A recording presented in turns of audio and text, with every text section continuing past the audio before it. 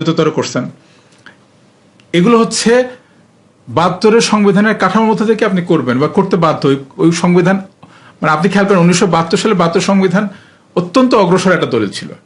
তাই তার মধ্যে হ্যাঁ অত্যন্ত অগ্রসর একটা দলিল ছিল। তার মধ্যে আমরা সামনে যে ইন্ডিয়ার কনস্টিটিউশন আছে সেখানে এটা আসলে মানে আমার ধারণা যে এই বিষয়ে আরো লম্বা সময় নিয়ে যদি আপনাকে আমরা সংবিধানে আলাপ করি, তাহলে যেটা যে আসলে ৭২ সংবিধানের সাথে ভারতের সংবিধানের সম্পর্ক নাই, বরং ৭২ সংবিধানের সংকটগুলোর সাথে বাংলাদেশের রাজনৈতিক গঠনের সম্পর্ক আছে। একটা দল এবং একটা ব্যক্তিকে মাথায় রেখে এর কাঠামোটা এমনভাবে নির্মিত হয়েছে যে তার আদি প্রস্তাব এবং তার ইয়েটা তৈরি হওয়া যে সেইটা এটা একটা ভয়ঙ্কর অগণতান্ত্রিক এবং এত অগণতান্ত্রিক জিনিসে পরিণত করছে যে তাহলে অগ্রসর বলতেছেন কেমনি? না মানে অ্যাসপিরেশনের জায়গাগুলো, প্রেরণার জায়গাগুলোতে ৭২ সালে পৃথিবীর অন্য সংবিধানগুলো যা চাচ্ছে ওই ৭২ সংবিধান। আমি আপনাকে বলি, আমি জিনিসটাকে বলা যায় একভাবে, আমি আবার জিনিসটাকে বলি, আমি বাকুয়াজি বলবো না, আমি বলবো যে ৭২ সংবিধানের মধ্যে দুইটা জিনিস আছে। একটা জিনিস হলো যে মানুষ মুক্তি চায়, এই প্রেরণাটা। ফলে ৭২ সালের সংবিধানে আপনি যেটাকে বাকুয়াজি বলবেন, যারা সংবিধান নিয়ে কাজ করেন, যারা এই ধরনের দলিল নিয়ে কাজ করেন, তাদের কাছে ওটা আসলে হচ্ছে কতগুলো প্রেরণা, কতগুলো হচ্ছে মূল ভিত্তি, মূল নীতি, এই বিষয় এক। আর দুই, আমি শেষ করি, আমার ধারণা যেরকম একটা আলোচনার মধ্যে এই যে এইরকম জটিল জায়গাটা থামানো উচিত, আমি এই জন্য আরেকবার বলবো যে ৭২ সংবিধানের মধ্যে দুইটা বিষয় আছে। একটা হচ্ছে তার প্রেরণাগত দিক, মানুষ একটা ভয়াবহ রক্তাক্ত সংগ্রামের মধ্যে দিয়ে যুদ্ধ করছে, ফলে সে কতগুলো মুক্তি চায়, সে কতগুলো সমতা চায়, কতগুলো অধিকার চায়, এক। দুই হচ্ছে অন্যদিকে একটা রাজনৈতিক দল আওয়ামী লীগ, সে এই মুক্তিকামী জনতাকে আবারও তার নিজের কাঠামোর মধ্যে আটকায় ফেলতে চায়, সে একটা নেতাকে ওখানে স্থায়ীভাবে স্থাপন করতে চায়। ফলে ওর ক্ষমতা কাঠামোতে ভয়াবহ সংকটের আছে। ফলে আসিফ নজরুল যখন ভাবেন যে ৭২ সংবিধান ইতিবাচক, তিনি আসলে ওই প্রেরণার জায়গায় গুরুত্ব দেন। আমি যখন ভাবি যে ৭২ সংবিধান ভয়াবহভাবে নেতিবাচক কতগুলো বৈশিষ্ট্য ধারণ করে, আমি ক্ষমতা কাঠানোর জায়গায় যুক্তি দিই। কিন্তু আমি এই বলে প্রেরণার জায়গাটাকে অস্বীকার করি না। আসিফ নজরুলও আমার ধারণা যে ক্ষমতা কাঠানোর জায়গাটাকে পুরোপুরি নাকচ করবেন না, কিন্তু যদি এটাকে উনি গৌণ করে দেখেন, মানে আমার মনে হয় সেটা ভুল তার। এখন আমি অন্য একটা কাইন্ড অফ একটা হিস্ট্রিক্যাল কম্পারিজন বিষয়ে জিগাই আপনারে। ধরেন আপনি, আচ্ছা এইভাবে বলি যে ৫ই আগস্টই তো সম্ভবত গণভবন এবং ৩২ নম্বরে এক দফা হামলা হয়েছে, তাই না? পোড়াই টোড়াই দিছে। এরপরে আমি লিখছিলাম যে ৩২ নম্বরকে বাংলাদেশের ফ্যাসিজমের মিউজিয়াম করা। ফ্যাসিজমের আমি আপনার চোখে পড়ছে কিনা, ফ্যাসিজমের বাংলা আমি করি হচ্ছে বাকশাল এবং ফ্যাসিজম, এবং বাকশাল এবং হাসিনার শাসন, এই দুইটাকে অনেকেই মিলাইতে রাজি হয় না বা মিলায় না, এবং তারা আই থিঙ্ক আপনি ওই জায়গায় আছেন যে শেখ মুজিবের থেকে শেখ হাসিনার খুব ডিফারেন্ট মনে করে। এখন ৫ই আগস্টের পরে আমার প্রস্তাব ছিল কি ৩২ নম্বরকে ফ্যাসিজমের মিউজিয়াম হিসেবে বানানো, এবং শেখ মুজিবের প্যারালাল একটা ক্যারেক্টার আমি গ্লোবাল হিস্ট্রিতে দেখি, সেটা হচ্ছে জিম্বাবুয়ের যে রবার্ট মুগাবে। আপনার বিবেচনায় শেখ মুজিব এবং মুগাবের ডিফারেন্সটা কোন জায়গায়? এবং মুগাবে যদি ধরেন আপনার কোনো ধরনের ডিনায়াল থাকে মুগাবের প্রতি, সেটা শেখ মুজিবের ব্যাপারে নাই কেন? আসলে মুগাবের ব্যাপারে আমি অত কিছু জানি না। মানে আচ্ছা, মুগাবে হলো যে জিম্বাবুয়ের, আপনি ইতিমধ্যে হ্যাঁ মুগাবের ব্যাপারে অল্প কিছু জানি আমি, কিন্তু এই যে সমান্তরালের তুলনা করতে গেলে যতখানি জানতে হয় এই কারণে আমি একটু ব্রিফ দিই। সেটা হচ্ছে রবার্ট মুগাবে হচ্ছে জিম্বাবুয়ের যে স্বাধীনতা আন্দোলন, সেটা একজন না, মানে সবচেয়ে গুরুত্বপূর্ণ লিডার। হ্যাঁ, ওইটুকুন প্রাইমারি তথ্য জানি। এবং পরে হলো যে সে ধরেন কিছু ভূমি সংস্কার ধরনের কাজ করছে, কিছু ইয়ে করছে, কিন্তু না পরে হলো যে সে এমন এক ধরনের কত ২৪ না ২৫ বছর পরে তাকে হচ্ছে একটা গণ আন্দোলনে তাকে উৎখাত করা হয়েছে। তো এখন শেখ মুজিব তো অত টাইম পায় নাই। যদি টাইম পাইতো তাহলে ওইটাই হইতো না এরকম আমি আসলে মনে করি না। ধরেন আপনি বললেন যে মানে বাংলাদেশে একটা বড় ইন্টারেস্টিং ব্যাপার হয় যে অনুমানের ভিত্তিতে, আমি যে কিছুদিন আগে একজন চট্টগ্রামে একজন গুরুত্বপূর্ণ সাহিত্য সমালোচককে বলতে দেখলাম যে উনি বলছেন যে আমি বদরুদ্দীন উমরের কথা লেখা পড়ি নাই, কিন্তু আমার ধারণা উনি এরকম বলে থাকবেন আমার ব্যাপারে উনি দেখলাম ফেসবুক একদিন লিখছেন যে ফিরোজ আহমেদের এই বিষয়ে লেখাটা পড়ি নাই, কিন্তু উনি তো আসলে এরকমই বলবেন। তো এইরকম আপনার অনুমানটা কিন্তু এরকম হলো যে মুজিবুর বিষয়ে আমার অনুমানটা কিরকম আপনি একটা অনুমান করে নিছেন। তো আমার কিন্তু এই বিষয়ে লেখা আছে, বা এই বিষয়ে আমার একটা অবস্থান আছে এবং সেটা খুব পরিষ্কার। সংবিধান নিয়ে আমার লেখার মধ্যে সেই অবস্থানগুলো খুব পরিষ্কার। আমি যখন বলি যে সংবিধানের কাঠামোর মধ্যে যে একটা স্বৈরতান্ত্রিকতা আসে, এটা ওনাকে জায়গা করে দেওয়ার জন্য একটা সংবিধানের মধ্যে বিরাট রকম পরিবর্তন করা হয়েছে, এবং এটার জন্য আমি কয়েকটা ঐতিহাসিক 72 সালেই, হ্যাঁ 72 সালেই। এবং ধরেন এটা শুধু আমি বলবো না, ইতিহাসের খাতিরে বলা উচিত যে ধরেন এই কথাগুলো যখন আমি বলি তখন আমি এটা কার কাছ থেকে পাই। একটা জিনিস হচ্ছে যে আইনে আমি দেখি তার প্রতিফলন আছে, ঘটনাটা আমাকে বলতেছেন অধ্যাপক আনিসুজ্জামান তার বইয়ের মধ্যে।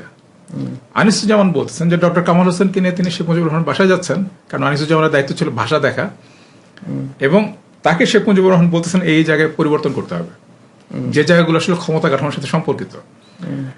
তো ফলে কিন্তু মানে যেটা আমরা আইনে তার প্রতিফলন পাচ্ছি, এই ঘটনাগুলো আনিসুজ্জামানের বর্ণনার মধ্যে পাচ্ছে। আনিসুজ্জামান একজন শেখ মুজিবুর রহমান পন্থী লোক, যার মন মগজে তিনি শেখ মুজিবুর রহমানকে ভালোবাসেন। আমি শেখ মুজিবুর রহমানকে সমালোচনা করি, পর্যালোচনা করি, এবং এবং সেই কারণে শেখ মুজিবুর রহমান রাজনীতি আমার রাজনীতি না। কিন্তু মানে ধরেন মুগাবের ব্যাপারে আসলে আমি ওই অর্থে জানি না বলতে যে সমান্তরাল টানার মতো বিশাল জ্ঞান আমার নাই। আমার মনে হয় যে সামরিক শাসনে তিনি যদি উচ্ছেদ না হতেন, অচিরেই জনগণ তাকে উচ্ছেদ করতো এবং বাংলাদেশে আসলে একটা স্থায়ীভাবে গণতান্ত্রিক শাসন তৈরি হতো, এবং সেটা বাংলাদেশের জন্য অনেক স্বাস্থ্যকর হতো। সেই গণঅভ্যুত্থানের মধ্যে হয়তো সংবিধানেও আরো ভালো চেহারা আমরা পাইতাম, বাংলাদেশের শাসন কাঠামোর মধ্যে অনেক ঘটতো। কিন্তু এই যে আমি একমত যে বাকশাল ফ্যাসিবাদ ছিল, এটা নিয়ে আমার কোনো ভিন্নমত নাই। আপনি যেটাতে ভাবতেছেন যে আপনি হয়তো একমত হবেন না, কিন্তু আমি বরং হয়তো বা দেখা যাবে যে আপনারও বহু আগে থেকে এই কথাটা আমি বলতেছি বা লিখতেছি। এবং মজার ব্যাপারে বরং আপনাকে বলি যে ফ্যাসিবাদ শব্দটা বাংলাদেশে প্রথম প্রয়োগ কিন্তু শেখ মুজিবুর রহমানের ব্যাপারে করছে দলিলপত্র দেখে আমার কাছে যেটা মনে হচ্ছে জাসদের দিক থেকে। জাতীয় সমাজতান্ত্রিক দল যারা আওয়ামী লীগ থেকে ভেঙে যাচ্ছে এবং তারা অনেক বিষয়ে তাদের একটা গুরুত্বপূর্ণ সমালোচনা ছিল শেখ মুজিবুর ব্যাপারে, তারা আওয়ামী লীগকে তখন 1972 সালে ফ্যাসিবাদী হিসাবে চিহ্নিত করছে এবং 72 সংবিধানের সমালোচনা হিসাবে বলতেছে জাসদ 1972 সালে, যেখানে জাতীয়তাবাদের সংজ্ঞায়িত করা হয়নি জাতীয়তাবাদকে। বলে জাতীয়তাবাদকে যদি সংজ্ঞায়িত না করা হয় তাহলে এটা একটা সম্ভাবনা থাকে যেটা আসলে একটা জাতীয়তাবাদের একটা মানে যেমন হইতে পারে যে আচ্ছা দেশকে গড়ে তোলা, দেশের জন্য দেশের সংস্কৃতি, শিল্প, উৎপাদন এগুলোকে বিকশিত করা। আরেকটা মানে হতে পারে আমি শ্রেষ্ঠ এবং আমি আসলে অন্যদের সকলকে তুলনায় ভালো, আলাদা কিছু। তো এটা একটা ফ্যাসিবাদী প্রবণতা তৈরি করতে পারে। এটা জাসদ 1972 সালে তাদের সংবিধানের সমালোচনায় বলতেছে। ফলে শেখ মুজিবুর রহমানকে ফ্যাসিবাদী বলে কিন্তু আপনি নতুন কিছু বলেন নাই। না না, আমি তো বলিনি। এবং আমি বরং বলবো যে ধারাবাহিকভাবে আমি এটা বদরুদ্দীন লেখালেখি পড়ার মধ্যে দিয়ে, তারপরে আমি নিজে বিষয়ক লেখালেখির মধ্যে দিয়ে আমরা ওই ধারাটাকে অব্যাহত রাখছি। একই সাথে আমি মনে করি যে বাংলাদেশে ফ্যাসিবাদী প্রবণতা যেটা বদরুদ্দীন ওমর লিখছেন এবং যে লেখাটার পক্ষে আমি ওনার ওই উনি মারা যাওয়ার পরে, বদরুদ্দীন ওমর মারা যাওয়ার পরে ওনার ফ্যাসিবাদ বিষয়ক ধারণা নিয়ে আমি একটা তৈরি করছিলাম যে ওনার ফ্যাসিবাদ বিষয়ক আলোচনায় উনি দেখাইছেন যে বাংলাদেশের দুইটা রাজনৈতিক ঝোঁকের মধ্যে ফ্যাসিবাদী প্রবণতা আছে। একটা হচ্ছে আওয়ামী লীগ, সে বাঙালি জাতীয়তাবাদকে একটা অস্ত্র হিসাবে ব্যবহার করে একটা একদলীয় শাসন কায়েম করতে চায় এবং ওই শ্রেষ্ঠত্ববাদ তাকে একটা ফ্যাসিবাদের দিকে নিয়ে যায়। আর হচ্ছে জামাত ইসলামী, এটা বদরুদ্দীন আমার মত যে জামাত ইসলামী একটা ধর্মীয় শ্রেষ্ঠতাকে রাষ্ট্রের মধ্যে কায়েম করতে চায়, একটা ফ্যাসিবাদী শাসন কায়েম করতে চায়। তো বাংলাদেশের সামনে এই দুইটা ফ্যাসিবাদী ঝোঁক আছে। ওনার বক্তব্য অনুযায়ী আসলে বাকিরা মানে মানে তার মধ্যে ছিলেন হচ্ছে যে কি বলবো এটাকে বিএনপি ব্যাপারে তার মতামত যেটা ছিল এটা সুবিধাবাদী মধ্যপন্থী দল। এর মধ্যে বলছে যে জামাত ইসলামী বাদে অন্য ইসলামিস্ট দলগুলোর ব্যাপারে ওগুলো হয়তো অত গুরুত্ব দেওয়ার তিনি প্রয়োজন মনে করেন নাই। তখন হয়তো কোনোটাই আসলে এত বড় বা গুরুত্বপূর্ণ ছিল না। এবং আমি আরেকটা জিনিস আসলে এটা ঐতিহাসিকভাবে খুব গুরুত্বপূর্ণ, যে মাওলানা শফি হুজুর বলতাম আমরা যাকে, যেমন হচ্ছে যে হেফাজত ইসলামের যিনি তখন ছিলেন 13 সালে, হ্যাঁ, শফি হুজুরের অনেক মানে মজার সব সাক্ষাৎকার আছে, আপনারা যদি এটা পড়েন কখনো দেখবেন যে ওনাদের প্রধান প্রবণতা ছিল, মানে বাংলাদেশে জামাত ইসলামীর বাইরে অন্য যে রাজনৈতিক দলগুলা বা ঘরানাগুলা, তাদের কেউ কেউ রাজনীতিতে আসছেন, যেমন হাফিজ হুজুর আসছেন, কিংবা আরো অনেকেই নানানভাবে ওই যে শাইখুল হাদিস নির্বাচন করছেন, বা আরো অনেকেই রাজনীতিতে ঢুকছেন। কিন্তু বাংলাদেশের মাদ্রাসা পন্থীদের বড় অংশ আসলে সবসময় রাজনীতি বিমুখ ছিল। রাজনীতি এবং ধর্মকে তারা আলাদা করতে চাইতেন, এবং শফি সাহেব বারবার এটা বলতেন যে এই ধর্মীয় এগুলোকে যখন রাজনীতি টেনে নিয়ে আসলে এটাকে সুবিধাবাদী বানায় ফেলা হবে, তাকে দুর্নীতিগ্রস্ত বানায় ফেলা হবে। তোমরা আমাদের কিছু লোককে থাকতে দাও এটার বাইরে, আমরা তো তোমাদের কোনো ক্ষতি করতেছি না। ওনার সাক্ষাৎকার খুব পরিষ্কার করে বলছেন, যে যখন বলছেন যে মাদ্রাসার জন্য চাকরি বা কোটা ব্যবস্থা সংরক্ষণ করার জন্য দাবি কেন করেন না, আপনি তো রাজি না কেন? উনি বলছেন যে এগুলো তো আমাদের রাজনীতিতে ভরে ফেলবে, আমাদেরকে তো সুবিধাবাদী বানায় ফেলবে, এবং এটা তো আমাদের ক্ষতি হবে। ইসলামী ব্যাংক নিয়ে উনি পরিষ্কার করে বলছেন যে এটা তো এগুলো অনেক আগে থেকেই চলা কতগুলো তর্ক আছে। আপনারা যদি মওদুদী সাহেবের লেখা পড়েন, ওই যে সম্ভবত আমার শিরোনামটা কাছাকাছি মনে আছে, ইসলাম অ্যান্ড কনস্টিটিউশন বা এরকম একটা কিছু, বা কনস্টিটিউশন নিয়ে তার একটা বই, এটা অনেক আগে পরে আমি স্মৃতি থেকে বলছি, এটা 94-95 দিকে বইটা পাইছিলাম। তো ওইখানে তিনি ধর্মীয় অন্য অংশটাকে নিয়ে বলতেছেন জামাত ইসলামী বাইরে। জামাত ইসলামী যেহেতু সমর্থকদের বড় অংশ তখন মধ্যবিত্ত থেকে আসতো, মাদ্রাসা থেকে তার সমর্থক কম ছিল, তিনি বলতেন যে ওদের বিরুদ্ধে মওদুদী সাহেবের প্রধান অভিযোগ হচ্ছে তারা ধর্মের পবিত্রতা রক্ষার জন্য কার্যত ধর্ম এবং রাজনীতিকে আলাদা করে ফেলে, যেটার কারণে রাজনীতিতে ধর্মীয় শক্তিটা শক্তিশালী হতো। মানে উনি আসলে মিলনটা চান, যে তুমি যদি আমার সাথে আসো তাহলে তো আমরা সবাই মিলে একসাথে করতে পারতাম, কিন্তু এটা পারে না। না, এটা কিন্তু ডিফিটেড না, না না, মানে ওনার একটা হয়তো ওই জায়গায় যে মুসলমানরা যে অনেক সুবিধা করতে পারতেছে না। আচ্ছা, মানে মুসলমানরা কিন্তু না, কারণ হচ্ছে শেখ মুজিবুর রহমান তো মুসলমান, জিয়াউর রহমান তো মুসলমান। ধর্মীয় রাজনীতি তো সব মুসলমানকে প্রতিনিধিত্ব নাও করতে পারে, ফলে মুসলমানরা বললে তো এটা আমি মানবো না। আমি বলবো যে ধর্মীয় রাজনীতি, হ্যাঁ, তাকে মুসলমানের এম্পাওয়ারমেন্ট বলতে সবাই তো এক কথা বোঝে না। ওরা মুসলমানের এম্পাওয়ারমেন্টের ব্যাপারটাই, মুসলমানের যে ক্ষমতায়নের কথা যদি আমরা বলি, এই ক্ষমতায়নের দাবিটা আসছে ধর্মীয় রাজনীতির দিক থেকে না, এটা আসছে যারা ইহজাগতিক মুসলমানদের মধ্যে যারা অংশ তাদের দিক থেকে। যেমন কথার কথা, একই সময় দুইটা আলাদা শিক্ষা প্রতিষ্ঠান গড়ে উঠছে, একটা হচ্ছে দেওবন্দ মাদ্রাসা, একটা হচ্ছে আলিগড় বিশ্ববিদ্যালয়। আলিগড়ের পাশ করা মানুষজন ছিলেন মুসলিম লীগের প্রধান নেতা, কারণ তারা মুসলিম সম্প্রদায়ের স্বার্থ রক্ষার জন্য আন্দোলন করতেন। তারা চাকরির কোটা, মানে শিক্ষার ব্যবস্থা, এগুলো নিয়ে রাজনৈতিক ক্ষমতা নিয়ে আন্দোলন করতেন। যারা দেওবন্দ মাদ্রাসা কেন্দ্রিক ছিলেন তারা কিন্তু কখনো এই রাজনীতিকে প্রাধান্য দেন নাই, তারা বরং ভারতীয় জাতীয় সংহতিকে বেশি গুরুত্ব দিচ্ছেন, যে কারণে দেওবন্দের অধিকাংশ ওলামা ভারতকে এক রাখার পক্ষে ছিলেন। যাই হোক, আমি এই আলোচনাটা আসছে এই কারণে, বদরুদ্দিন উমরের আলোচনা থেকে যে প্রশ্নটা করলেন বাকি মুসলমানদের করতেন কিনা, বাকি মুসলমানদের ভারত নাকি হিন্দুস্তান, সেটা আমি মানে অত মানে আমি কোশ্চেনটা একটা কারণ বলি। কারণটা হচ্ছে, আপনি যদি খেয়াল করেন, এই ব্রিটিশ ইন্ডিয়া কবে হইল? ব্রিটিশ ইন্ডিয়া হইল আসলে 1857 সালে। তার আগ পর্যন্ত ইংরেজের ডকুমেন্টেও মোটামুটি হিন্দুস্তান শব্দটা লেখা হইতো, এবং হিন্দুস্তান বলে একটা স্টেট ছিল। 1857 হচ্ছে যে হিন্দুস্তান স্টেট ডিজলভ হলো, তারপরে হলো যে এটা ব্রিটিশ ইন্ডিয়া হিসেবে ব্রিটেনের একটা ডোমিনিয়ন হইলো, লাইক কানাডা, অস্ট্রেলিয়া এরকম। তো হিন্দুস্তান কথাটা তো হচ্ছে যে স্থান না, স্থান বোঝাই যাচ্ছে যে ওই যে উজবেকিস্তান, ওই স্থানের গুলিস্তান, ওইটা ফার্সি। ফলে এই নামের ভিতরেই তো আসলে একটা হিন্দু মুসলমান এরকম একটা ব্যাপার আছে স্টেট হিসেবে। এটা আসলে মোগল আমলেই হয়তো এই ওয়ার্ডটা উর্দুতে একভাবে হিন্দুস্তান ওই সময় এটা পপুলারাইজ হয়েছে, বা এই নামেই ছিল। এবং ধরেন দেওবন্দ বা এরকম এই অঞ্চলের যে মুসলমান, তারা আসলে হিন্দুস্তানি মুসলমান ওই হিসেবে হয়তো নিজেদেরকে একভাবে তারিফ, মানে ডিফাইন করতে, তারিফ আমি সংজ্ঞার এই একটা হিসেবে করি আর কি, ওই জায়গা থেকে বললাম যে তারা ওই জায়গা থেকে যেটা বলা যায়, আপনি যদি মাওলানা ওবায়দুল্লাহ সিন্ধির, তারা হচ্ছে হিন্দুস্তান বলবে। ওটা যদি আপনি মাওলানা ওবায়দুল্লাহ সিন্ধির ইয়েতে যান, সেটা হচ্ছে যে যেটা একটা হচ্ছে যে ধর্মীয় পরিভাষার জায়গা থেকে আমি যেটাতে অভ্যস্ত, হিন্দুস্তান বলে তার অভ্যস্ততা আছে, সে হিন্দুস্তানি বলতো। কিন্তু ওবায়দুল্লাহ সিন্ধি কিংবা মাদানি, সৈয়দ আহমেদ মাদানি, তাদের লেখালেখি পড়ে যেটা বুঝি সেটা হচ্ছে যে তারা হিন্দুস্তান বলুক, ভারত বলুক, আর মানে ইন্ডিয়া বলুক, তারা রাজনৈতিকভাবে কংগ্রেসের জাতীয়তাবাদী ধারার সাথে নিজেদেরকে অনেকখানি একত্রিত করছিলেন। এবং যেটা বিশেষ করে মাওলানা ওবায়দুল্লাহ সিন্ধির আত্মজীবনী যদি পড়েন, ওটা একটা দারুণ বই।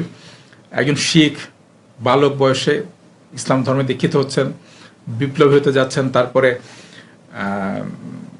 দেওবন্দ মাদ্রাসার ইয়ের মধ্যে আসতেছেন, এবং কিভাবে একটা ধর্মীয় চেতনার জায়গা থেকে ধীরে ধীরে একজন জাতীয়তাবাদী রাজনীতিবিদে পরিণত হচ্ছেন, তার একটা অসাধারণ বর্ণনা ওখানে আছে। কিন্তু আমি এই আলোচনাটা আসলে এই পর্যন্ত আসলাম কারণ হলো আপনি জিজ্ঞেস করছিলেন বদরুদ্দিন ওমর জামাত ইসলামী বাদে বাকি ধর্মীয় অংশগুলোকে নিয়ে কি বলতেন। হাফিজ হুজুর ছাড়া আসলে কেউই অত বড় ঘটনা হিসেবে আসলে আসেন নাই বাকি অংশের মধ্যে কেউ, যে কারণে তাদেরকে মানে আমার মনে হয় না রাজনীতি হিসেবে অত। জামাত ইসলামী তো ঘটনা হিসেবে আসে না, এটা তো না, জামাত ইসলামীকে পালাইতে হওয়ার কারণে, ৭১-এর কারণে জামাত ইসলামীকে ৮০-র দশকে রাজশাহী বিশ্ববিদ্যালয়, চট্টগ্রাম বিশ্ববিদ্যালয় অজস্রবার রক কাটা বা খুন খারাপির কারণে তাকে নিয়ে পলিটিক্যাল মহলকে ভাবতে হয়েছে, রাজনৈতিক মহলকে ভাবতে হয়েছে, তারা এটা নিয়ে ভাবছেন। তার কতগুলো সুনির্দিষ্ট মতবাদ তারা মধ্যবিত্তের মধ্যে জনপ্রিয় করার চেষ্টা করে, ছাত্রদের মধ্যে একটা নির্দিষ্ট অংশ ছাত্র শিবিরের সমর্থক ছিল, ফলে তাদেরকে গুরুত্ব দিয়ে ভাবতে হয়েছে তাদেরকে। এবং বিশেষ করে রাজনৈতিক দল হিসেবে জামাত ইসলামী সবসময় একটা মার্কিনপন্থী ভূমিকা বজায় রাখতো, এটা নিয়েও একটা মানে রাজনৈতিক মহলে সবসময় একটা আলোচনা ছিল। আমাদের দেশে মার্কিনপন্থী না কে? মার্কিনপন্থী বলতে আসলে আপনি কি বোঝেন? না, শব্দটা তো আপনি ইউজ না, কিন্তু আপনি না কে যখন বলছেন তখন আমি বলি যে আপনি এটা নিয়ে কি বোঝেন। শব্দটা তো আপনি উচ্চারণ করলেন, ফলে আছে যে আচ্ছা, সেক্ষেত্রে আমি আমার ব্যাখ্যাটা করতে পারি। আমার কাছে মার্কিনপন্থী বলতে আমি যাকে বুঝি সেটা হলো যে আপনার রাজনীতি এবং আপনার অর্থনীতিতে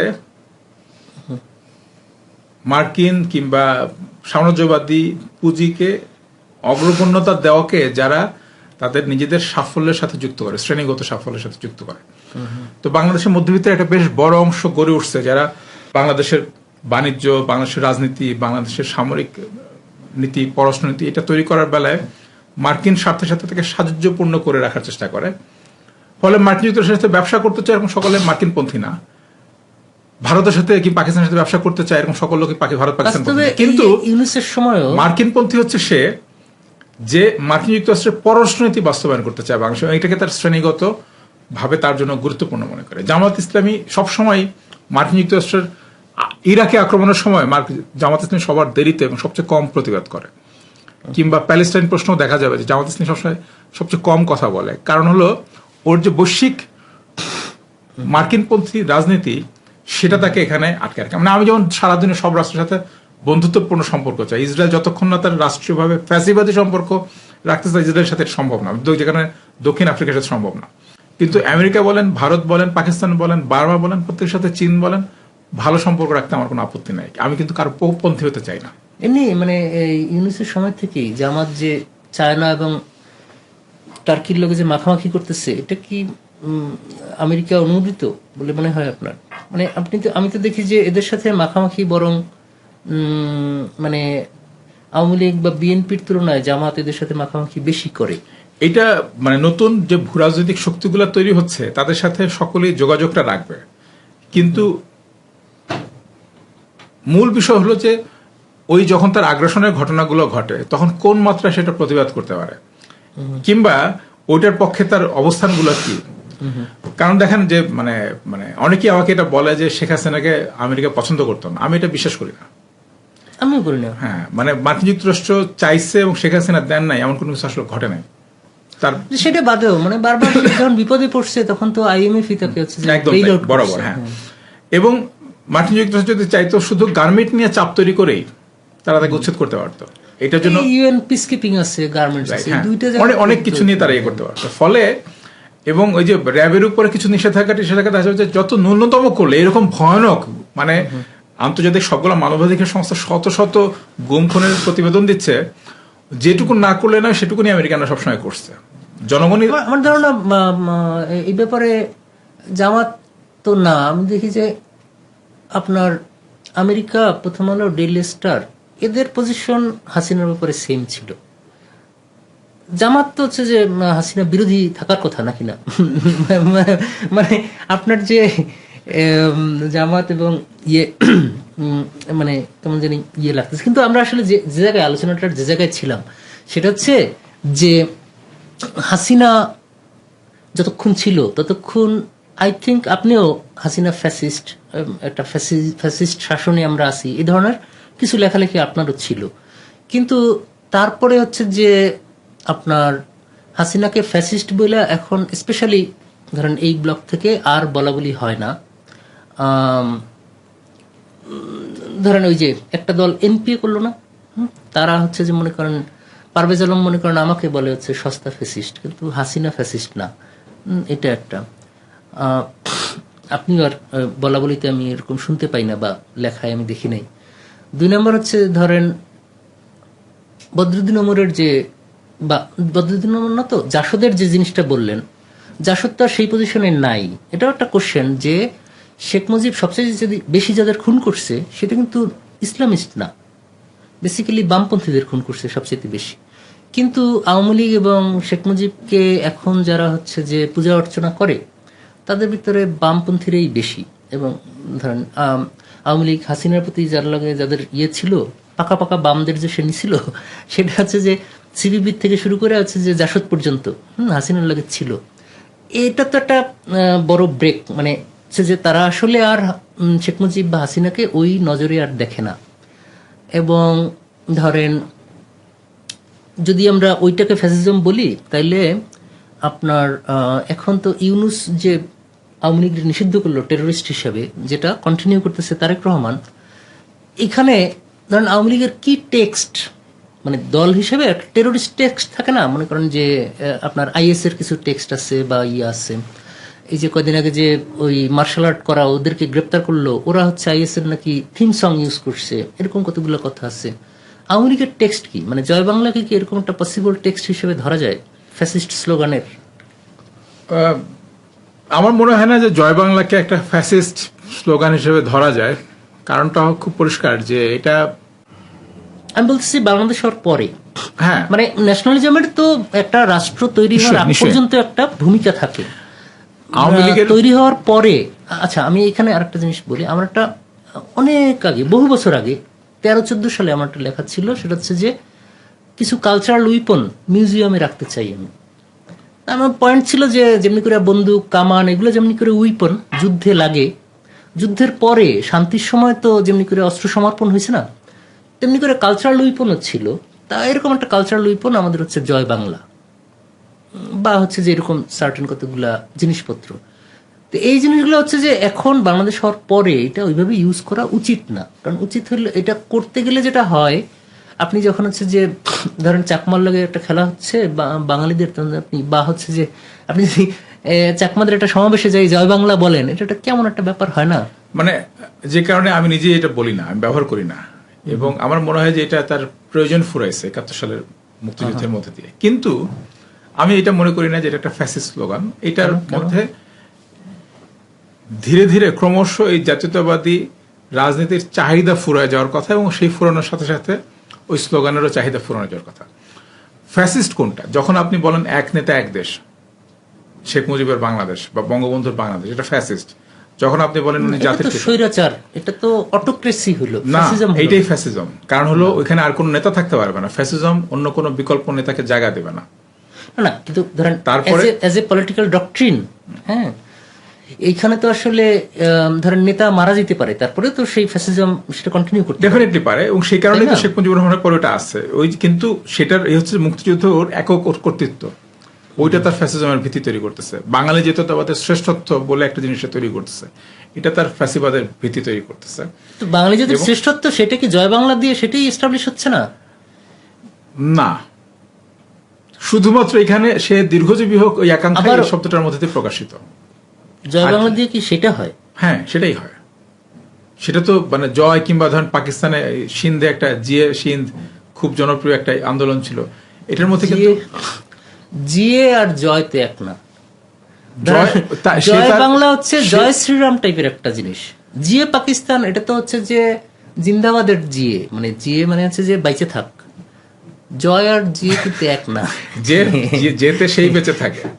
So আসলে এটার মধ্যে দিয়ে না না, জয় মানে হচ্ছে ভিক্টোরি, হ্যাঁ তার আর জিয়ে মানে হচ্ছে যে লিভিং, টু লিভ। হ্যাঁ, তো যে নিপীড়িত সে জয় চায়, সে বেঁচেও থাকতে চায়। এই জন্য আমি বলছি যে বাংলাদেশের আগ পর্যন্ত ডেফিনেটলি এটা হচ্ছে যে আমাদের বাংলাদেশ রাষ্ট্র বানাবার জন্য এটা খুবই ইম্পর্ট্যান্ট একটা জিনিস, এবং এই কারণে বলছে যে এটা একটা কালচারাল উইপন।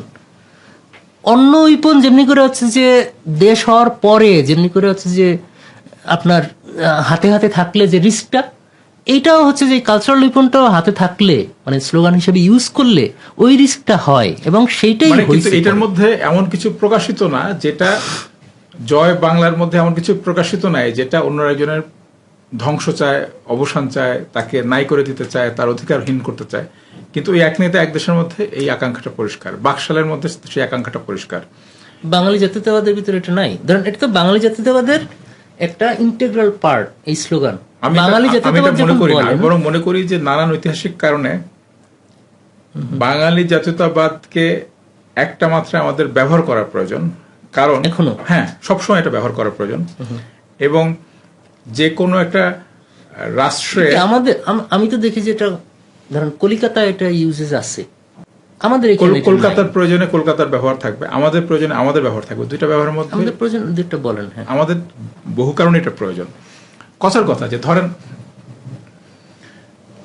আমাদের দেশে মধ্যবিত্ত একটা বড় অংশ তার সারাক্ষণের কাজ হচ্ছে তার বাঙালিত্বকে হেয় করা, হানি করা, অবমাননা করা। আপনি যেটা দেখবেন যে এখানে শুধু দাড়ি টুপি অবমাননা তা না, এখানে এই যে বাঙালিত্ব, বাঙ্গু, এইটা সেটা, এটার মধ্যে এই এটা তো ওই ব্যাপারটা যে রেখেছো মানুষ করে, মানে বাঙালি করে মানুষ করনি, ওইখান থেকে আসছে। ওইখান থেকে আসে কিনা আমি জানি না, কিন্তু বরং রেখেছো বাঙালি করে মানুষকরণের মধ্যে আসলে এই বাঙালিত্বের বিকাশ হওয়া দরকার, তাকে মানবিক হওয়া দরকার, সেটা জরুরি, তার সীমা ছাড়ানো। সেলফ ফ্যাক্টেড আছে তো। কিন্তু না, বরং এটার মধ্যে আসলে প্রেরণা আছে, সামনে যেতে হবে তোমাকে। আর এই যে এখন বাঙ্গু যেখানে বলা, আছে না সেটা বাঙ্গু হচ্ছে বলা যে- ওটা হচ্ছে তাকে পেছনে নাও, ঠেলে দাও, ছোট করা, খর্ব করা, এবং এইটা খুব প্রবল। আমি দেখি যে আমাদের এখানে শিক্ষিত অংশের মধ্যে, মানে যেহেতু একটা খুবই সাম্রাজ্যবাদী উপনিবেশিক একটা মধ্যবিত্ত তৈরি হয়েছে একটা বড় অংশের মধ্যে। কথার কথা, যেমন ধরেন আমি একজনের বাংলা খুব পছন্দ করি, ফাহাম আব্দুল সালাম, দারুণ বাংলা লেখেন, কিন্তু উনি যেভাবে নিয়মিতভাবে বাঙালিত্বকে খর্ব করেন, খাটো করেন, তাচ্ছিল্য করেন, এটা আমার পছন্দ হয় না। এবং আমার মনে হয় যে শুধু বাঙালি না, বিহারি, উড়িয়া কিংবা চাকমা, মারমা, শোনা কাউকে যায় উনি এভাবে করা বিহারি, ঠিক না। সেখান থেকে করতে পারে। যে কারণেই করুক, আমি বললাম যে কোনো জাতিকে এভাবে খর্ব করাটা যায় না, এক। আর দুই হলো, এটা এটা আপনি অ্যাকশন দ্বিতীয়ত- হিসেবে দেখেন কেন? এটা তো রিঅ্যাকশন। এটা না, যখন হচ্ছে আমি যে ওনার ধরেন নামটা বললাম বলে আপনি ভাবতেছেন রিয়াকশন। বিহারি। আমি বলতে চাচ্ছি যে প্রচুর মানুষ যাদেরকে কেউ বিহারি বলে না, প্রচুর মানুষের কথা তাদের মধ্যে এটা আছে। এটা হলো একটা উচ্চমন্যতা, যে সে তার নিজের জাতিকে খর্ব মনে করে। তারা ভাগ্যক্রমে একজন দুজন মধ্যবিত্ত, উচ্চশিক্ষা, ভালো সুযোগ সুবিধা পাওয়ার কারণে তারা এইসব সীমাবদ্ধতা, সংকীর্ণতা অতিক্রম করছেন। এইটা আমাদের এখানকার মধ্যবিত্তের মধ্যে একটা, মানে বহু উপনিবেশিত দেশের মধ্যেই মধ্যবিত্তের মধ্যে এই প্রবণতাটা খুবই শক্তিশালী। এবং এইটার জন্য আসলে কি বলা যেটাকে, যে এইটার প্রতিষেধক থাকার দরকার, এক। আর দুই হলো যে আপনি যখন অর্থনৈতিকভাবে দুর্বল অবস্থায় থাকেন, তখন আপনার ভাষা, সংস্কৃতি, পোশাক, এই সব কিছু যেমন বিবর্তন হয়, এটা হওয়াটা দুনিয়া জুড়েই হয়। কিন্তু অন্যদিকে আপনি যখন দুর্বল অবস্থায় থাকেন, তখন এটা চাপায় দেওয়া হয়। এই চাপায় দেওয়ার মধ্যে দিয়ে, ধরেন কথার কথা, যে চিনোয় আচেবে দুনিয়ার সবচেয়ে গুরুত্বপূর্ণ একজন উপন্যাসিক, উনি ওনার উপন্যাসটাকে মাতৃভাষায় কখনো অনুবাদ করতে দেননি, ইংরেজিতে লিখছেন, এবং ইগ্বো ভাষা ওটাকে কখনো অনুবাদ করতে দেন নাই।